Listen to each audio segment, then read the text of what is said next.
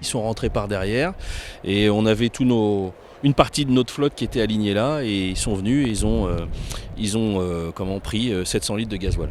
Au-delà du gasoil, donc il y a la casse matérielle, plus le prix du gasoil à 2 euros le litre. Donc vous faites le calcul, on a pour plus de 2000 euros et c'est de la marge nette qui s'envole, quoi.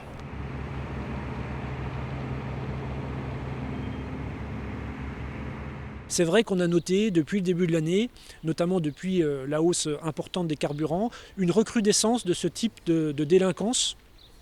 Et par exemple, sur le département, sur le groupement de l'Eure, on a noté une vingtaine de faits supplémentaires par rapport à l'année dernière.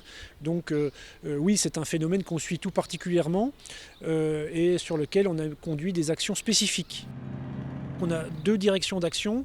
La première, c'est des dispositifs de surveillance dédiés sur les créneaux les plus sensibles, notamment de nuit, avec des patrouilles de militaires d'active et de réservistes dédiés à ce type de phénomène.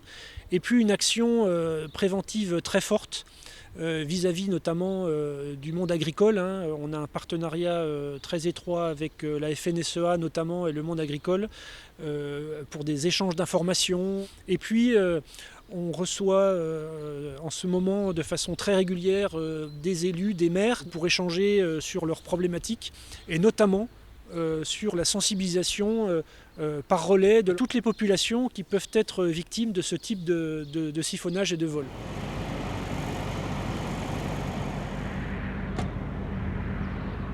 On a rajouté des caméras et puis on a moins de véhicules qui sont stationnés ici, le minimum possible, et le peu qui reste ici, il rentre le vendredi soir en réserve. Comme ça, il y a quasiment plus de gasoil dans les réservoirs. Voilà, ça, on espère que ça sera assez dissuasif.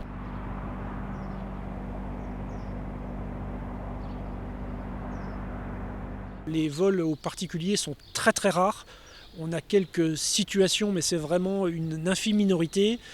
Évidemment, ça touche en priorité les ensembles routiers, eu égard à la quantité de carburant importante qui sont dans les réservoirs, les engins agricoles, évidemment, et dans quelques cas aussi des cuves de fioul qui peuvent se retrouver siphonnées. Voilà un petit peu la typologie des victimes de ce type d'action.